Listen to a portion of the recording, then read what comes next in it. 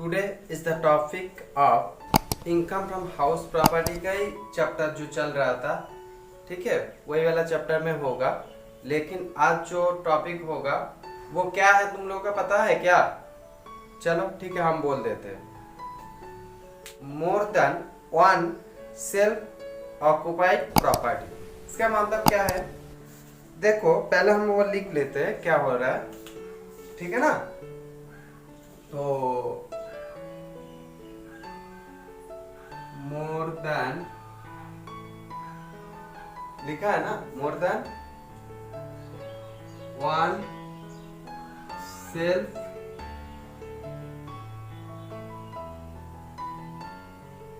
Occupied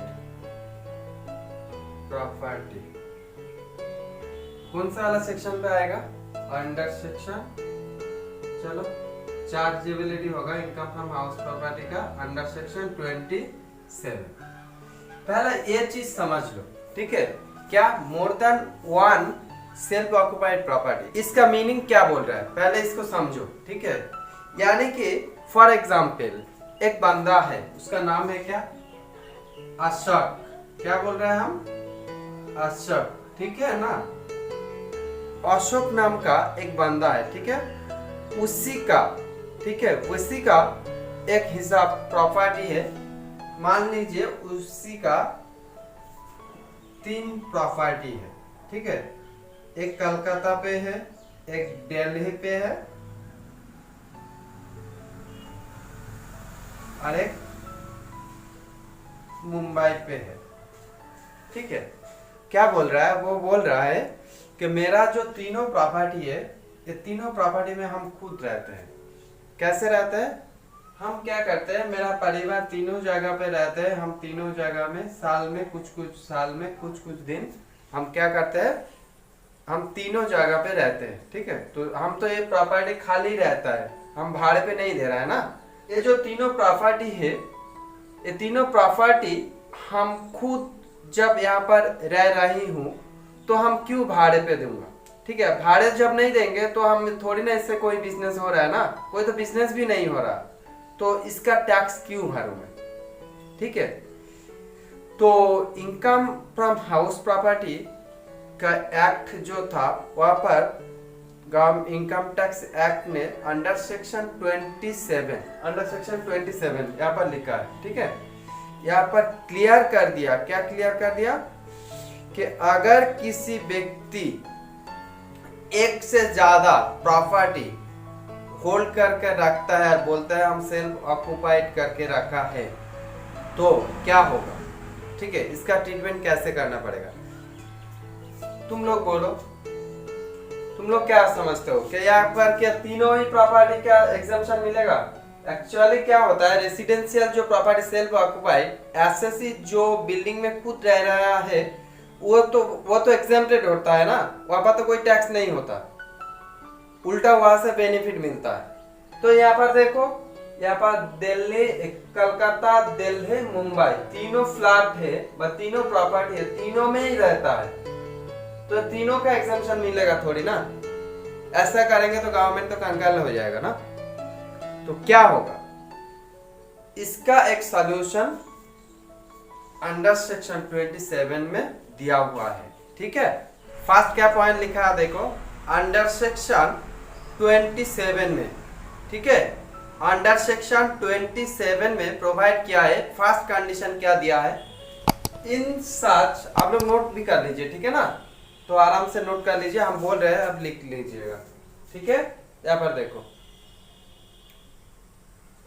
in such cases one house taken as self-occupied and other houses as deemed to be let out। इसका मतलब क्या हुआ? देखो last time जो example दे रहा था, क्या बोल रहा था, यहाँ पर छोटा छोटा करके लिख रहा हूं ना। अशोक का क्या हुआ था, तीनों प्रॉपर्टी था, ठीक है, तीनों प्रॉपर्टी में कोलकाता, दिल्ली, मुंबई, इन तीनों बिल्डिंग में और तीनों प्रॉपर्टी का किसी एक प्रॉपर्टी का क्या होगा, सेल्फ ऑक्युपाइड, यानी कि जो एसएससी है वो खुद रह रहा है, ऐसा ही मान लेंगे। बाकी जो दो प्रॉपर्टी है क्या मान के चलेंगे, वो लेट आउट पे दिया हुआ है, ठीक है ना। फिर से हम समझ रहा है, more than one self occupied का मीनिंग क्या बोल रहा है, अगर कोई ऐसे एक से ज्यादा प्रॉपर्टी को सेल्फ ऑक्युपाइड के पर्पसेस यानी खुद रहने के लिए यूज करते हैं तो उसका टैक्स कैलकुलेशन कैसे करेंगे हम लोग, ये वाला टॉपिक हम लोग समझाने की कोशिश कर रहे हैं, ठीक है ना। तो उसके बाद देखो, तो यहाँ पर हम मान लेंगे क्या, जो एग्जांपल दिया था, अशोक एक एसएससी है, ठीक है, उसका तीनों प्रॉपर्टी है, एक कलकत्ता पे, एक दिल्ली पे और एक मुंबई पे है, ठीक है। तो तीनों में वो क्या बोल रहा है, मेरा जो तीनों प्रॉपर्टी है, तीनों प्रॉपर्टी में क्या करते हैं, हम खुद ही रहते हैं। तो तीनों प्रॉपर्टी में हम खुद रहते हैं, कोई लेट आउट नहीं दिया है, इसलिए तीनों का एग्जेम्पशन चाहिए, ठीक है। तो इनकम टैक्स एक्ट के अंदर जो हेड्स होता है इनकम फ्रॉम हाउस प्रॉपर्टी का, अंडर सेक्शन 27 था, पहले नोट लिखा था 27 में क्या बोल रहा है, नहीं आप जितने सारे प्रॉपर्टी पे लेटा तुम सेल्फ ऑक्युपाइड करो, इसमें हमें कुछ लेना देना नहीं। किसी एक को हम मान लेंगे तुम रहते हो, बाकी सबके सब क्या कर लेंगे, deem to be let out, यानी कि हम मान लेकर चलेंगे वो सारे प्रॉपर्टी लेट आउट पे दिया हुआ है, तो उसी से तुम भाड़े से जो अर्न किया है उसके ऊपर तुम्हें टैक्स देना पड़ेगा, ठीक है। तो मान लीजिए मेरा एग्जांपल पे कलकत्ता वाला प्रॉपर्टी पे क्या होता है, अशोक खुद रह रहा है, सेल्फ ऑक्युपाइड हो रहा है, तो बाकी जो प्रॉपर्टी दिल्ली और मुंबई क्या होगा, इन दोनों को deem to be let out करना पड़ेगा, यानी कि मान कर चलेंगे क्या ये दोनों प्रॉपर्टी रेंट पे दिया हुआ है, ठीक है।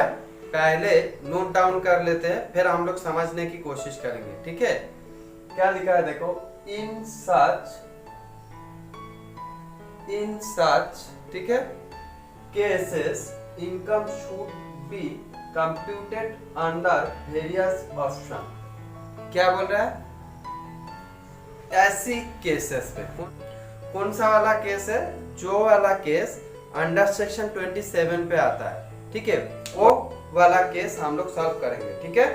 तो यहाँ पर देखो, इन सच केसेस, इन केसों में क्या होगा, हम लोग जब कैलकुलेट करेंगे इनकम फ्रॉम हाउस प्रॉपर्टी का, ठीक है ना, इसी का बहुत सारा ऑप्शन निकालेंगे, ठीक है।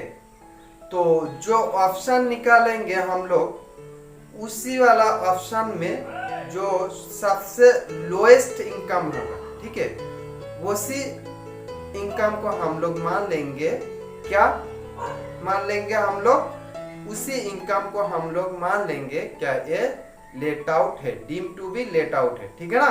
तो फॉर एग्जांपल देख लो, मेरा एग्जांपल पे जो था, अशोक नाम का एक एसएससी था, ठीक है ना, अशोक का तीनों प्रॉपर्टी था, एक प्रॉपर्टी था कोलकाता, एक दिल्ली, एक मुंबई, ठीक है ना। तो मान लीजिए यहाँ पर ऑप्शन दिया हुआ है, तो ऑप्शन क्या देता है, ऑप्शन क्या है वो पहले देखो, कैलकुलेट तो हम करेंगे लेकिन नीट एंड क्लीन पहले समझो, ऑप्शन क्यों चाहिए, ऑप्शन इसीलिए चाहिए, तो यहाँ पर तीनों जो प्रॉपर्टी है ना, इन तीनों प्रॉपर्टी में क्या करेंगे, इसका income from house property calculation करेंगे, जैसे हम लोग पहले वाला सम पे किया था। तीनों का अलग अलग से ऑप्शन फिलअप करके हम लोग क्या करेंगे, देखेंगे कहां पर इनकम कम हो रहा है, ठीक है। तो मान लीजिए देखो, हम लोगों को कलकत्ता वाला नेट इनकम, हाँ ठीक है, income from house property Calcutta वाला बिल्डिंग से आ रहा है 100 रुपया, ठीक है ना। तो उसके बाद यहाँ पर कौन सा आ रहा है, दिल्ली वाला प्रॉपर्टी पे 150 रुपया, मुंबई वाला प्रॉपर्टी पे क्या हो रहा 200। तो इसका income from house property calculation कर रहे हैं, ठीक है ना। लोएस्ट वाला जो ऑप्शन आएगा इनकम होगा, उन लोगों का क्या करेंगे हम लोग, deem to be let out मानकर चलेंगे, ठीक है ना।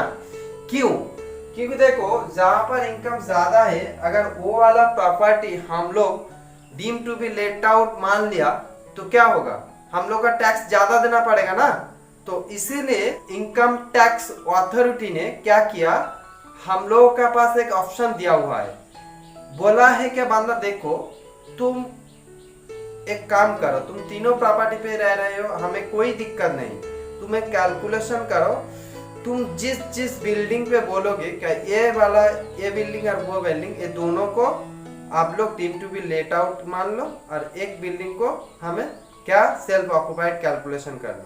यहाँ पर तीनों दिया हुआ, तीनों के एग्जाम्पल पे। तो क्या कर रहे हो तुम, अब वो इंफॉर्मेशन इनकम टैक्स अथॉरिटी को देना पड़ेगा। तो तुम कौन सा वाला बिल्डिंग को बोलोगे कि मेरा यहाँ पर ये वाला deem to be let out कर लो और ये वाला क्या होगा सेल्फ ऑक्युपाइड कर लो। तो इसके लिए तुम्हारा कौन सा वाला बिल्डिंग तुम सेल्फ ऑक्युपाइड दिखाओगे तो तुम्हारा फायदा ज्यादा होगा। ठीक है, तो जनरल नॉलेज क्या होता है, जिस बिल्डिंग पे इनकम ज्यादा होता है अगर उसी के ऊपर अगर टैक्स नहीं दिया होता, नहीं देंगे तो क्या हुआ, फायदा ज्यादा होगा ना। अगर वो वाला अगर टैक्स के अंदर चला जाएगा तो उससे तो टैक्स ज्यादा देना पड़ेगा। तो इसीलिए हम लोग क्या करेंगे, यहाँ पर मान लीजिए फॉर एग्जाम्पल हम कैलकुलेट किया है कि कलकत्ता वाला बिल्डिंग पे क्या हुआ, कलकत्ता वाला बिल्डिंग पे 100 रुपया इनकम हुआ, दिल्ली वाला बिल्डिंग में 150 यानी कि 150 वाला इनकम हुआ और मुंबई वाला 200 वाला। ठीक है, तो हम लोग क्या करेंगे, जहां पर इनकम ज्यादा है वो लेट आउट कर देंगे, सॉरी जो बिल्डिंग से ज्यादा इनकम कैलकुलेट हो रहा है तो जहां पर इनकम ज्यादा दिख रहा है वो सेल्फ ऑक्युपाइड कर देंगे। ठीक है ना, तो इसे हम सेल्फ ऑक्युपाइड कर देते हैं। उसके बाद पहला ऑप्शन इसे लेट आउट कर देंगे, इसे भी हम लोग लेट आउट कर देंगे, क्योंकि यहाँ पर तो एक ही बिल्डिंग तुम्हारा सेल्फ ऑक्युपाइड होने के लिए बोला है ना, बाकी दोनों को क्या करना पड़ेगा, तुम्हें deem to be let out करना पड़ेगा। तो मेरा एग्जाम्पल से क्या हो रहा है, यहाँ पर दो बिल्डिंग है जो जहाँ पर 100 रुपया और जहाँ पर 150 रुपया कमाई हो रहा है, ये दोनों वाला बिल्डिंग हम deem to be let out कर लेंगे। और जहाँ पर 200 वाला 200 कमाई हो रहा है यानी कि इनकम ज्यादा हो रहा है, वो वाला हम सेल्फ ऑक्युपाइड मानकर चलेंगे। ठीक है ना, यही वाला पॉइंट बोल रहा है। ठीक है, तो एक बार आप लोग नोट डाउन कर लीजिए। ओके, नेक्स्ट पॉइंट देख लो, ये वाला पॉइंट क्या लिखा है एक बार देख लो। फॉर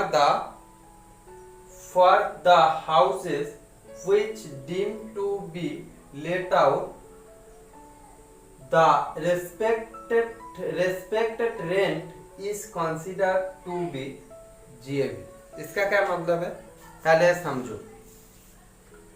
देखो ये वाला एग्जांपल रखा है, इसे चाहिए हम लोग का ना।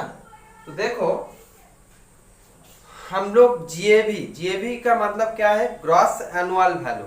ग्रॉस एनुअल वैल्यू जब कैलकुलेशन करते तो क्या क्या चाहिए होता, municipal value, fair rent, standard rent और एनुअल रेंट और एक्चुअल रेंट। ठीक है ना, तो देखो ये तीनों मिलाकर क्या होता है, ये चारों पॉइंट, ये चारों रेंट टाइप का रेंट कुल मिला के नहीं कंपेयर करके क्या आता है, जीएबी। ठीक है ना, चारों मिलाकर क्या हो रहा है, deem to be let out. क्यों deem to be let out हो रहा है, देखो क्योंकि मालिक जो अशोक था एसएससी, वो तीनों प्रॉपर्टी पे तो क्या हो रहा है, तीनों प्रॉपर्टी पे खुद रह रहा है, तो इसका तो एनुअल रेंटल का कोई टेनेंट तो, एनुअल रेंट और कोई टेनेंट तो नहीं है ना, भाड़े पे तो नहीं दिया हुआ है, तो इसका एनुअल रेंट कहां से आएगा। तो क्या हुआ, ऐसे केसेस पे क्या आएगा, तुम्हारा एनुअल रेंट नहीं आएगा। जब एनुअल रेंट लेने से पहले हम इन तीनों को कंपेयर करके क्या करते थे, हम लोग ईआर निकालते थे। ठीक है ना, एक्सपेक्टेड रेंट। तो वही बोल रहा है वो, इसी केस पे क्या होगा, एक्सपेक्टेड रेंट को हम लोग क्या मान लेंगे, जीएबी मान, यानी कि ग्रॉस एनुअल वैल्यू। क्योंकि यहाँ पर तो तुम्हारा क्या हुआ, एनुअल रेंट नहीं दिया हुआ, अरे एनुअल रेंट भी नहीं मिलेगा ना, कैसे मिलेगा, क्योंकि तो वो रेंट तो भाड़े पे नहीं दिया हुआ है ना, तो इसीलिए इसको ऐसा ही सॉल्यूशन करने के लिए बोला, ठीक है ना।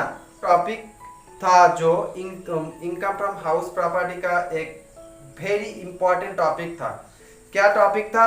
जब एक एसएससी एक से ज्यादा प्रॉपर्टी को सेल्फ ऑक्युपाइड के लिए पर्पसेस पे यूज करते हैं तो उसका ट्रीटमेंट क्या होता था, तो हम लोग वो सीखा है। तो इसी का ऊपर एक प्रैक्टिकल सम बनाकर हम लोग नेक्स्ट क्लास में डिस्कस करेंगे, ठीक है, और भी इजी हो जाएगा। तब तक के लिए हम लोगों के साथ जुड़े रहिए और प्लीज जाते जाते मेरे चैनल को सब्सक्राइब और लाइक दोनों ही करके जाना, ठीक है। और कमेंट्स में जरूर बताना मेरा क्लास कैसा हो रहा है, ठीक है। Okay, thank you all of you.